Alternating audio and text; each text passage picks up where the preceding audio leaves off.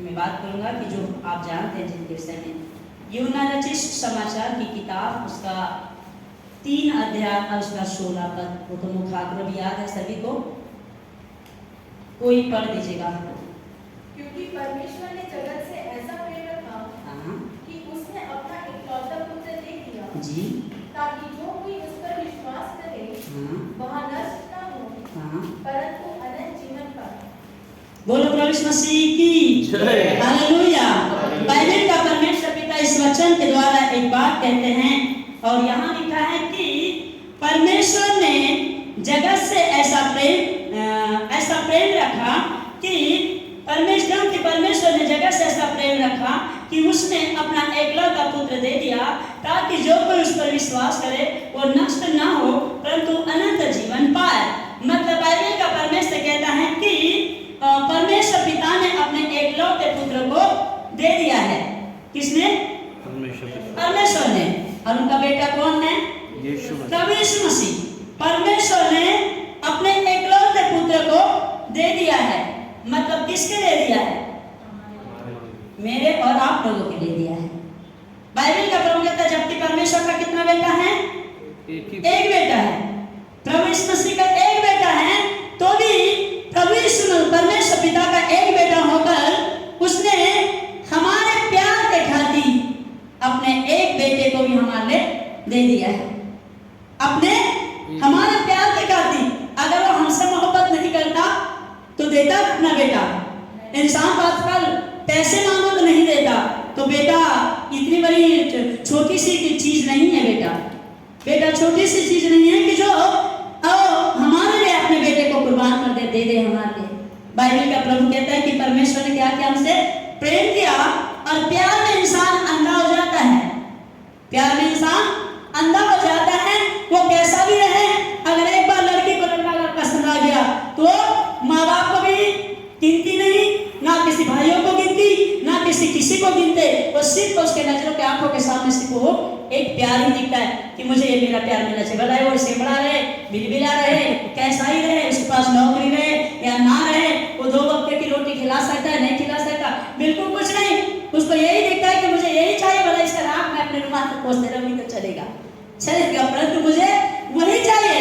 प्यार इतना बड़ा खतरनाक वर्ड है कि वो इंसान को अंधा कर देता है, आधा पागल भी कर देता है। पता नहीं यीशु मसीह कैसे थे, परमेश्वर पिता कैसा था, वो पागल था कि क्या था पता नहीं, मुझे तो नहीं मालूम, खुदा माफ करे।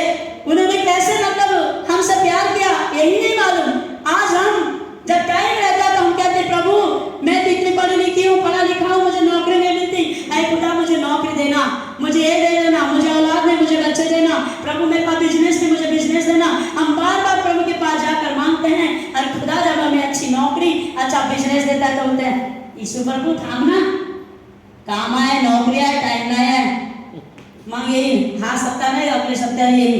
जब टाइम रहता है तब प्रभु से प्रभु मुझे नौकरी नहीं है, मुझे नौकरी दे, खुदा मुझे अच्छी बुद्धि नहीं है, मुझे बुद्धि दे, परमेश्वर मेरे पास बिजनेस नहीं, मुझे अच्छा बिजनेस दे।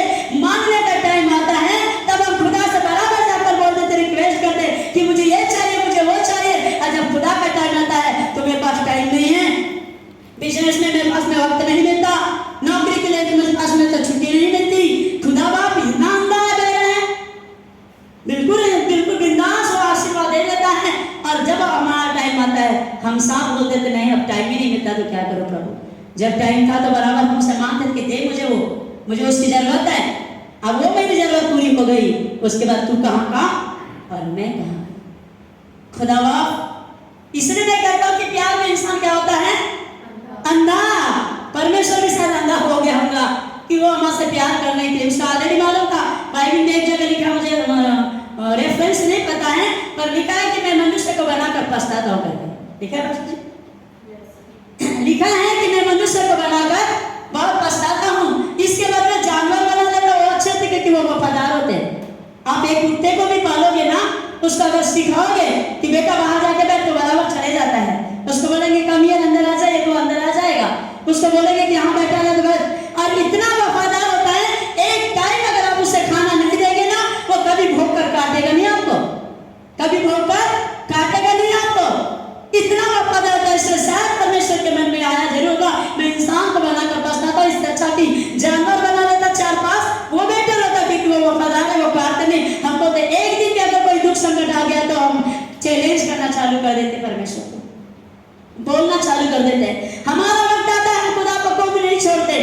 जब उसका टाइम आता है तो बोलते प्रभु मेरे पास टाइम ही नहीं है, नौकरी से और मुझे बिजनेस से फुर्सत ही नहीं मिलती।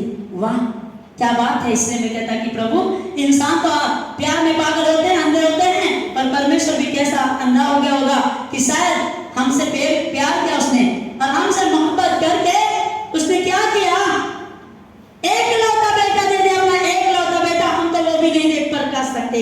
एक लौता बेटा बड़ी चीज है। इंसान प्यार में सिर्फ कुछ नहीं, पैसा कौड़ी है वही और दिल दे सकते, बस हो गया।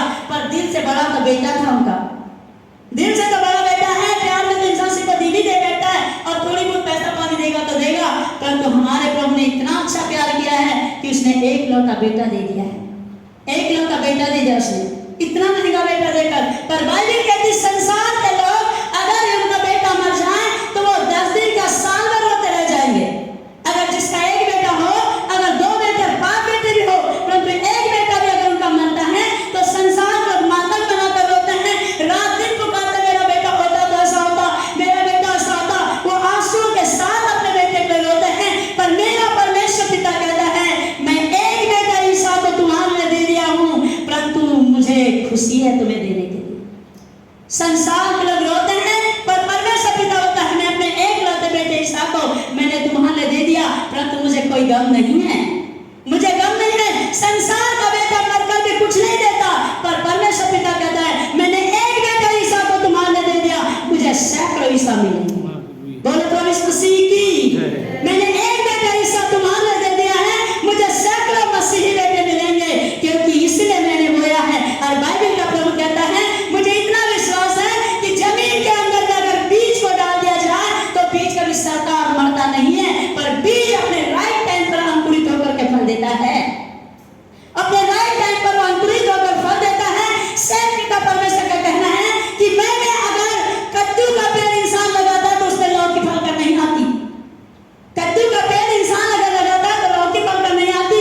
अगर मैंने चने का पेड़ लगाया है तो उसके अंदर में तुअर फल कर नहीं आने वाली है। अगर मैंने चना लगाया है तो जरूर चना आएगा, अगर मैंने कद्दू लगाया है तो कद्दू जरूर आएगा। मैंने एक बेटा ईसा में संसार के लिए दे दिया है तो मुझे आस है कि मुझे मसीही बेटे मिलेंगे। मैंने बोया अच्छा है तो मुझे अच्छा ही मिल पाएगा। इसलिए बाइबल का प्रभु परमेश्वर पिता कहता है मैं संसार के लोग बेटा मरने पर वो मातम मनाते हैं, पर मैं मातम नहीं मनाता, मैं रोता नहीं। मुझे मालूम है मैंने एक बेटा दिया, मुझे सैकड़ों बेटे मिलेंगे, इसलिए मैं कभी रोता ही नहीं। बोलो प्रभु यीशु मसीह की। बाइबल का परमेश्वर पिता कहता है कि सचमुच में मैंने एक बेटा ईसा को दे दिया है। और इसलिए कहता है यीशु ने उसे यीशु परमेश्वर ने जगत से ऐसा प्रेम किया कि उसने अपना एकलौता पुत्र दे दिया। और इस एकलौते पुत्र के खातिर बाइबल का प्रभु कहता है मैंने एक बेटा दिया है तो मुझे सैकड़ों बेटे अवश्य मिलेंगे। और बाइबल का प्रभु इस बात के लिए कहता है कि सचमुच में जब एक मरने के बाद मुझे सैकड़ों मिलेंगे। और तब वो कहता है कि जैसे मैंने लौकी का पेड़ अगर लगाया है तो लौकी मिल पाएगी, और मैंने कद्दू का पेड़ लगाया तो कद्दू मिल पाएगा। इसलिए मैंने देखा है कि मेरा बेटा मैंने ईसा को अगर दिया है तो मुझे सैकड़ों ईसा जरूर मिलेंगे, मुझे सैकड़ों ईसा मिलेंगे। तो अब बाइबल ऐसा कहती है कि अगर जमीन जैसा दाने का आकार, चने का आकार छोटा होता है, गेहूं का आकार थोड़ा छोटा होता है और उनकी प्रजाति भी अलग अलग होती है, तो प्रभु परमेश्वर भी चाहता है मैंने अगर मेरे बेटा ईसा को दिया है तो मुझे मसीह के जैसे बेटे चाहिए, मुझे सैकड़ों मसीह मिलेंगे। तो मुझे मसीह में बनने के लिए बाइबल एक वचन कहती है, आप मेरे साथ निकालेगा फिलिपियों की किताब उसका 2 अध्याय उसका 5 से लेकर 8 तक पढ़ देना कोई।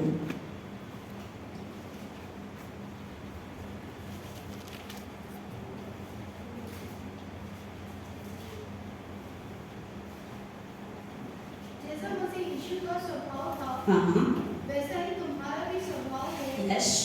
जिससे परमेश्वर के स्वरूप में होकर भी हाँ। परमेश्वर के तुल्य होने को अपने वश में रखने की वस्तु ना समझा, वरन अपने आप को ऐसा शून्य कर दिया और दास का स्वरूप धारण किया और मनुष्य की समानता में हो गया। बस बोलो प्रभु यीशु मसीह की जय। यहाँ परमेश्वर पिता कहता है कि जैसा मसीह यीशु का स्वभाव हो वैसा तुम्हारा भी स्वभाव हो। मतलब प्रभु कहता मैंने एक बेटा ईसा दिया है तो मुझे मेरे ईसा के जैसे ही मुझे मसीह, मैंने एक मसीह को दिया तो मुझे भी मसीह चाहिए, मुझे मसीह के जैसा। तो वो इस फिलिपियों की किताब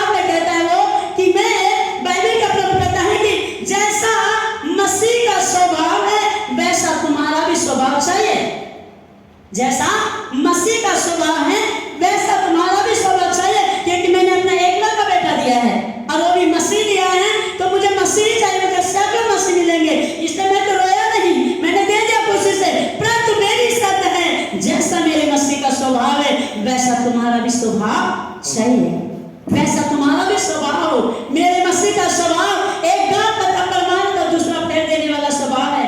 एक बार अगर कहता है कि एक कदम कोई ले जाए तो 10 कदम आगे चलना, अगर कोई तुझे शर्त मांगे तो पेट भी दे देना। मतलब ये परमेश्वर ईसा मसीह के स्वभाव के जैसा स्वभाव चाहिए। और बाइबल कहती वो पुत्र होने पर भी उसने दुख उठाया, पुत्र होने पर भी उसने दुख उठाया, तो सेम जैसा मेरे ईसा ने जैसा दुख उठाया वैसा आपको भी दुख उठाना होगा, क्योंकि उसके जैसा स्वभाव में आने के लिए आपको और मेरे को और उसके स्वभाव में आने के लिए दुख उठाने की जरूरत है। उसके स्वभाव में चेंज लाने के, हमारे स्वभाव में चेंज लाने के, वो जैसा है वैसा कॉपी हमारे अंदर में होना चाहिए, क्योंकि तभी तो सैकड़ों मसीह को मिल पाएंगे ना। क्योंकि किसान अगर जमीन के अंदर में बीज लगाता है, वो ये नहीं सोचता कि मेरा जमीन के अंदर मेरा बीज गया तो वही सड़के मर जाए, मुझे कोई परवाह नहीं, ये समझ कर नहीं बोता, पर वो ये समझ कर बोता है कि मैंने अगर एक दाना लगाया तो मुझे 10 दाना उसका मिलना चाहिए, ये उम्मीद करके वो बोता है। तो सेम परमेश्वर पिता की भी एक उम्मीद है कि मैंने अगर अपने परमेश्वर को दिया है तो मुझे सैकड़ों मसीह चाहिए, मुझे सैकड़ों व्यक्ति चाहिए, इसलिए मेरे मसीह के स्वभाव के जैसा तुम्हारा भी स्वभाव हो। तो कहता है कि तुम्हारा भी स्वभाव सेम ऐसा होना चाहिए। इसलिए मसीह के स्वभाव आने के लिए बाइबल का प्रभु क्या कहता है कि आपको क्या करना पड़ेगा। तब वहां लिखता है, यहाँ पर लिखता है कि वरन अपने आप को ऐसा शून्य कर दिया और दास का स्वरूप धारण कर दिया। और वो कहता है कि उसने अपने मसीह के स्वभाव को बदलने के लिए परमेश्वर ने अपने परमेश्वर के तुल्य होने को अपने वश में रखने की वस्तु नहीं समझा। जबकि आगे भी बाइबल कहती है कि यीशु मसीह भी परमेश्वर का पुत्र है और वो आगे भी परमेश्वर का पुत्र होकर उसके अंदर में घमंड नहीं, उसके अंदर में किसी प्रकार का घमंड नहीं, मैं तो परमेश्वर का बेटा हूँ, मैं ये कैसे कर पाऊंगा, बिल्कुल भी नहीं। जैसा परमेश्वर ने उसे कहा है वैसा उसने करने की कोशिश करी। उसने कहा कि बेटा तुझे मानव जाति के पाप के लिए तुझे बलिदान होना पड़ेगा। प्रभु यीशु मसीह ने कभी ना नहीं कहा, प्रभु यीशु मसीह ने कभी ना नहीं कहा। उसने जैसा कहा पिता ने वैसा उसके कहने को माना। एक बार कह दिया भलाई गपशपने के बाद में, हे पिता मुझे ये कटोरा चाहे तो मेरे पास से हटा दे। पहले तो कहा कि मैं करूंगा, फिर कहा कि कटोरा चाहे तो मेरे पास हटा दे, पर चुप रहकर कह दिया मेरी इच्छा नहीं आपकी इच्छा पूरी हो। मेरी इच्छा कहती कि हटा दे, पर मेरी इच्छा है वो, पर आपकी इच्छा पूरी हो। और परमेश्वर पिता की इच्छा थी कि बेटा तेरे के बलिदान होने के कारण मानव जाति का उद्धार होगा। अगर तू बलिदान नहीं होगा तो मानव जाति का उद्धार नहीं हो सकता है। इसलिए मानव जाति के उद्धार के लिए तुझे बलिदान होना बहुत जरूरी होगा, क्योंकि मैंने तुझे संसार को दिया है तो मुझे वही मसीह वापस चाहिए ना। वो मसीह को वापस आने के लिए मुझे तो तुझे ही उस स्पेस में दे दिया है, उसके स्वभाव में लाने के लिए आपको उसमें मरना जरूर होगा। इसलिए परमेश्वर पिता ने ईसा मसीह को इस दुनिया में देकर के ये चाहता है कि सचमुच में उसके स्वभाव के जैसा स्वभाव हमारा होना चाहिए। और इसलिए बाइबल का प्रभु कहता है कि उसने रूप धारण किया, कभी ना नहीं किया, और सारी चीजों को मानकर अपने पिता की आज्ञा को माना। और इसलिए वो कहता है कि सचमुच में कि मेरे मसीह के जैसे आपका स्वभाव होना चाहिए। कभी प्रभु ने वचन में एक बार कहा है कि हमारे अंदर में वो क्वालिटी चाहिए कि जो ईसा मसीह के अंदर में है। और बाइबल कहती है कि उसके अंदर में वो मसीह प्रेम करने वाला और वो प्यार करने वाला और हर एक के साथ में संग रहने वाला, क्योंकि प्रभु ने साफ कहा है कि एक बारी गर्भवती होगी और उसका नाम इम्मानुएल रखना, क्योंकि उसका मतलब है कि परमेश्वर तुम्हारे साथ है। मतलब वो हमारे साथ रहने के लिए आए हैं, तो हमारा स्वभाव भी सेम चाहिए। हम तो एक बार पर से गलती हो जाती तो चर्च जाना बंद कर देंगे। अगर पास्टर से थोड़ा सी गलती हो गई तो हम उससे भी कभी छोड़ते नहीं हैं। जबकि बाइबल कहती है कि परमेश्वर के दास दुगने आदर के योग्य होते हैं। जबकि हम एक परिवार के बच्चे हैं, एक ही कलीसिया के लोग हैं, अगर किसी के साथ थोड़ा सा भी अंतर हो जाए तो हम लोग उनसे बात करना बंद कर देते हैं। तो मसीह का स्वभाव किस तरीके से हमारे जीवन के अंदर होगा, कैसे मसीह का स्वभाव हमारे अंदर में आएगा। बाइबल का प्रभु कहता है कि सचमुच में मसीह के स्वभाव के जैसा तुम्हारा स्वभाव हो, तो उस स्वभाव के लिए हमें किस तरीके से हमारा जीवन होना चाहिए। एक जगह बाइबल का प्रभु क्या एक वचन को पढ़ा वहां साथ लिखे हैं।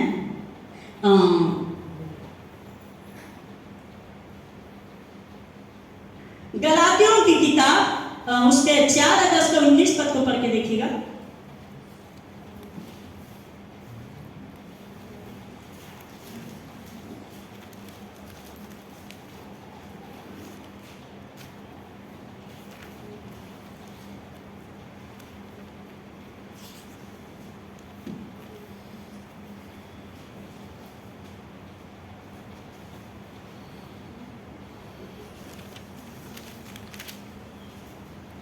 चार 19 पढ़ो, कोई गलती? हाँ 4:19।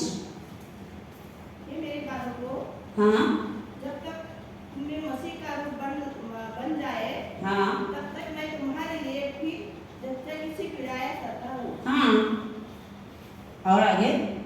इच्छा तो यह होती है हाँ। अब तुम्हारे पास आकर और भी प्रकार से बोलूं, हाँ, क्योंकि तुम्हारे विषय में मुझे संदेह है।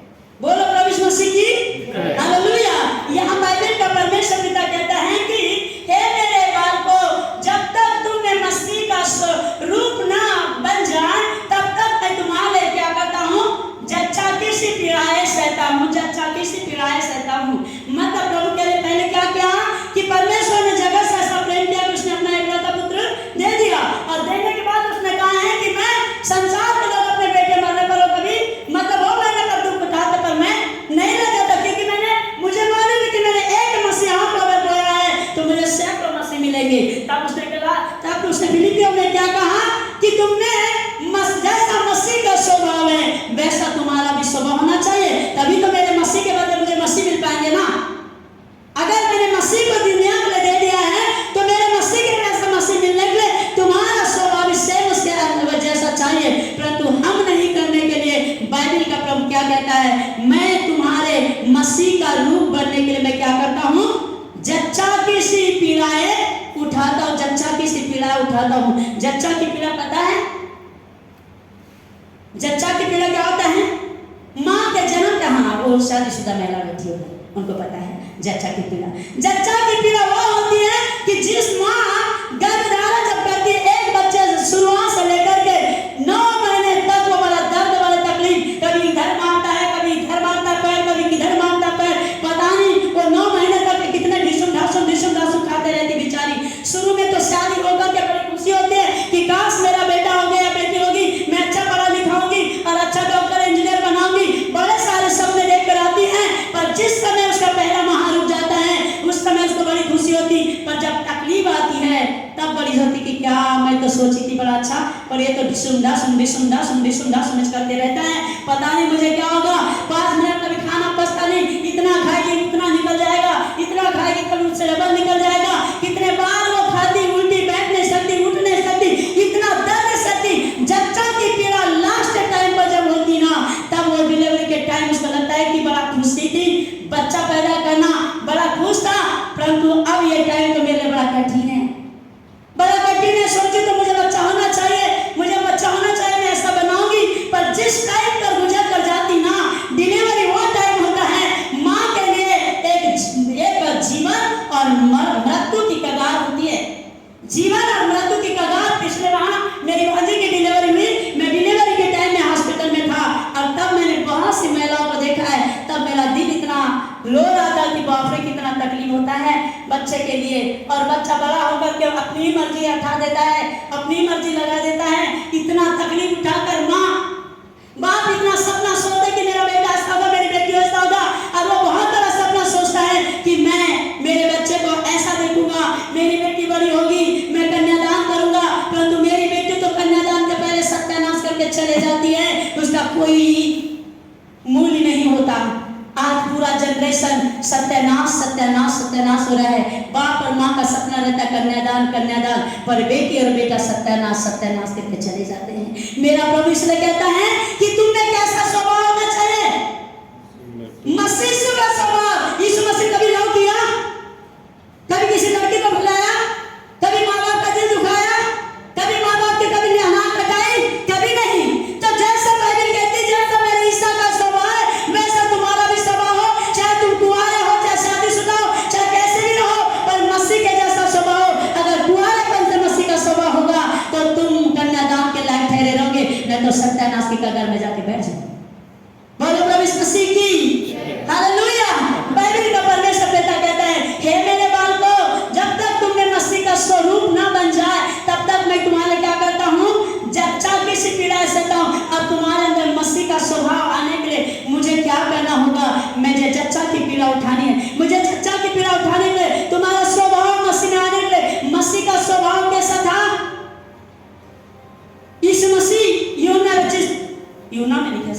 लूका में कि प्रभु तेरी माँ और तेरे पिता, तेरी बहन, तेरी माँ और तेरा भाई तुझसे मिलने आया है करके बोलता है, तो कहता है कि नहीं, मेरे माँ और मेरा भाई तो मेरे प्रभु की आज्ञा पे चलने वाला वही है। एक जगह बोलता है पिता खाने के लिए कहते कि प्रभु भोजन करिए, तो कहता है मेरा भोजन मेरे पिता की इच्छा को पूरी करना। मेरा भोजन कौन सा है? संसार का दाल चावल रोटी नहीं, पर मेरे पिता की इच्छाओं को पूरी करना, वो मेरा भोजन है। तो ईसा मसीह का मतलब बाइबल कहती कि उसका मसीह का जीवन एक सेवा और प्रार्थना और दुआओं का जीवन, क्योंकि यीशु मसीह रात भर भी नहीं सोते थे, सुबह भोर को उठ करके जंगल में जाकर प्रार्थना करते थे, फिर उधर से आने के बाद फिर नगर नगर शहर शहर जाकर प्रार्थना करते थे, और वहां जाकर वो प्रार्थना करते हुए एनी टाइम उनका जीवन कैसा था? प्रार्थना का जीवन था, प्रार्थना का जीवन था। एनी टाइम जितने भी समय आप उठेंगे तो आपको यीशु मसीह सोया कभी नहीं मिलेगा। भजन संहिता की किताब पढ़ के देखना, वहां पर साफ पर में उसने कहा 31 अध्याय में कि मैं मतलब वहां पर ऐसा लिखा है कि मैं आके अपने पर्वत की ओर लगाऊंगा, मुझे सहायता कहां से मिलेगी? मुझे सहायता वहीं से मिलती है क्योंकि मुझे सहायता वहीं से मिलती है क्योंकि वो परमेश्वर पिता आकाश और पृथ्वी का रचने वाला, और वो कभी सोता नहीं, कभी उठता कभी नहीं है। वो परमेश्वर आपको कभी नहीं सोते मिलेगा, एनी टाइम प्रभु का काम। तो परमेश्वर पिता का कहना है जैसा मसीह का स्वभाव है वैसा तुम्हारा भी स्वभाव चाहिए। तो मसीह के स्वभाव के लिए बनने के लिए बाइबल का प्रभु कहता है कि उसके समान प्रार्थना और दुआओं के बनने के लिए मैं तुम्हारे जच्चा की पीढ़ी उठाता हूँ, जच्चा की पीड़ा उठाता हूँ, जच्चा की पीड़ा। मैं तकलीफ मतलब जैसी माँ गर्भ के डिलीवरी के समय जच्चा की पीड़ा अपने बच्चे को जन्म देने के लिए उठाती है ना, सेम इतना दर्द मुझे तुम्हारे लिए उठाना पड़ता है कि तुम्हारे अंदर में मसीह का रूप आने के लिए। क्योंकि हम कौन हैं? हम खुदा की दुल्हन है और वो हमारा दूल्हा है। हमें उसके लिए मसीह के स्वभाव में बनना पड़ेगा, तभी जाकर। अगर किसी इंसान के लिए अगर एक जानवर लड़की लाकर शादी करवाए तो होगा क्या? होगा? कभी नहीं होगा ना, क्योंकि जानवर की शादी जानवर के साथ होगी, इंसान की शादी इंसान के साथ होगी। इसलिए परमेश्वर पिता का कहना है कि जच्चा की पीड़ा उठाकर मैं तुम्हारे स्वभाव को चेंज करना चाहता हूँ, इसलिए तुम्हारा स्वभाव चेंज होना चाहिए। तभी जब तक हमारा स्वभाव चेंज नहीं होगा तब तक हम पिता के पास नहीं जा सकते, क्योंकि वो कहाँ है? मैं तुम्हारे घर तैयार करके रखता हूँ, और जब मैं तुम्हें लेके जाऊंगा तब अपने घर में लेके जाऊंगा। तो उसके जाने के लिए हमको मसीह के स्वभाव में बनना होगा, क्योंकि वो हमारा दूल्हा और हम उसकी दुल्हन है। हमारे दूल्हे के लिए हमें एक अच्छी दुल्हन बनना बहुत जरूरी है। अगर जब तक हमारा स्वभाव चेंज नहीं होगा तब तक हम वहां पर नहीं जा सकते। इसलिए बाइबल का प्रभु कहता है जब दूल्हा अगर सज कर आएगा तो वो ऐसा ही बनकर नहीं आएगा, वो बहुत सारा दूल्हे का रूप धारण करके आएगा हमको लेने के लिए। तो जब वो लेने आएगा तो वो ऐसी वैसी दुल्हन को लेकर नहीं जाएगा, वो तैयार की दुल्हन को जाएगा। जब तक उसके हाथों में मेहंदी ना लगी हो, जब तक उसके बालों में कलर ना हो, जब तक उसके चेहरे के अंदर रौनक ना हो, वो पूरी परफेक्ट दुल्हन ना हो, तब तक दूल्हा का शादी करेगा क्या? लाउडी जैसे ऐसी बात बोल रहा था कि मैं आगे हूँ बोलेगी तो दूल्हा ले जाएगा क्या? ले जाएगा क्या दूल्हा? दूल्हा ले जाएगा? कभी नहीं ले जाएगा। दूल्हा अगर वो सच करके आया है तो वो भी देखेगा कि मेरी दुल्हन परफेक्ट दिखना चाहिए, अच्छी दिखना चाहिए, उसके अंदर में सुंदरता होना चाहिए दुल्हन जैसे। नहीं तो ऐसे तो लाउडी जैसे बहुत सी लड़की रहती, किसी को उठा कर ले जा लेगा, पर ऐसा नहीं, लाउडी जैसे लड़की को नहीं ले जाएगा। वो दुल्हन परफेक्ट तैयार होना चाहिए। तो दूल्हे के आते तक दुल्हन को तैयार करने के लिए ब्यूटीशियन पार्लर वाली दुल्हन का बहुत सुंदर मेकअप करके रखती है, उसका बहुत सारा फेशियल करवाएगी, उसके बाद वो न जाने कितनी महंगी महंगी किट लगवाएगी, तब जाकर वो देखते रहेगी, ऑब्जर्व करते रहते उसके चेहरे में कहीं तेरा हाईलाइट का कम ज्यादा नहीं हो गया, तेरा फाउंडेशन का कम ज्यादा नहीं हो गया, तेरा पाउडर का भी कम ज्यादा नहीं हुआ। वो पूरी परफेक्ट करके से देखेगी। अगर वो क्लियर तरफ जाकर वो दुल्हन दुखी है तो उसका सारा मेकअप करने की बात होती, अब मेरा काम खत्म हो गया, आप तो अपने मंडप में जा सकती है। क्या करता है ब्यूटीशियन? परफेक्ट दुल्हन बना देता है और उसके बाद बोलता है कि अब तुम मंडप में जा सकती, मेरा काम खत्म हो गया, मेरा काम था तुझे तैयार करना, बस मेरा काम खत्म हो गया, अब तेरा काम है कि तुम अपने दूल्हे के पास जाना। बाइबल का प्रभु कहता है जब तक ये तुम्हारे अंदर में मसीह का रूप ना आ जाए तब तक मैं जच्चा की सी पीड़ा उठाता हूँ। इसलिए हमारा ब्यूटीशियन कौन है?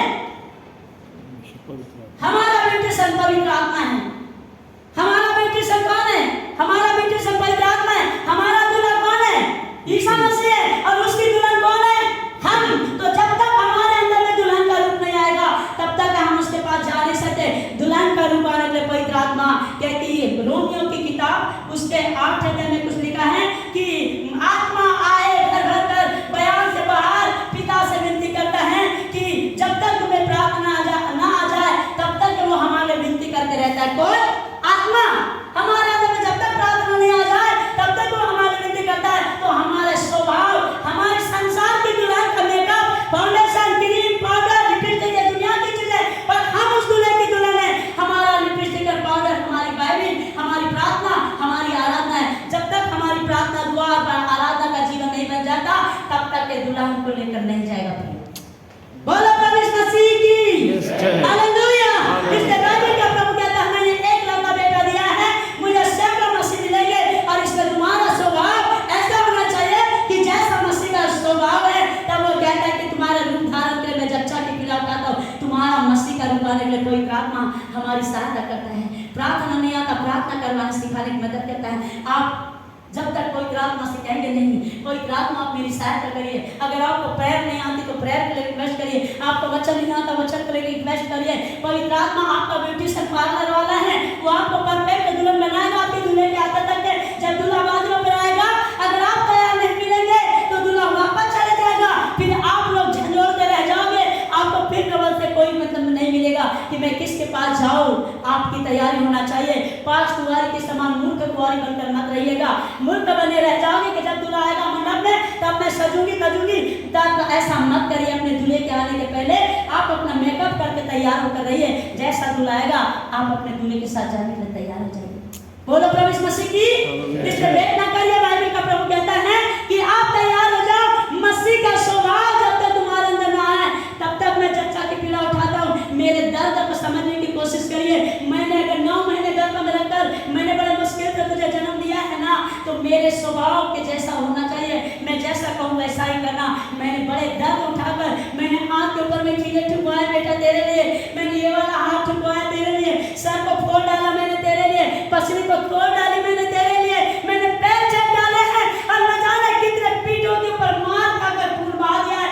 अगर तू मेरा कहना नहीं माना ना तो मेरे औलाद पैदा करने का क्या मकसद रहेगा। मैंने इतना दर्द तेरे लिए सहा है, ये सही करे नहीं कि तू जवान होकर के कोई भी अपनी मर्जी से शादी कर ले, बाहर उठकर चली जाए, मेरा नाम बता के डूबा जाए। इसलिए मैंने इतना दर्द नहीं सही है। इसलिए बाइबल का प्रभु कहता है मैंने इतने दर्द तेरे सहे हैं, इतने खून बहने तक के पसलियों से कांटों की ताज का पहनकर सर से जहां तहां मैंने छेद डाला तेरे लिए कि तेरे अंदर मेरा स्वभाव आना चाहिए, मेरा स्वभाव आना चाहिए। अगर तुझे मेरी हमदर्दी है तो मेरे नाम को मत कटा, परंतु मेरे जैसा स्वभाव बन करके दुनिया में मेरा नाम रोशन करेंगे। बोलो प्रभु यीशु मसीह की।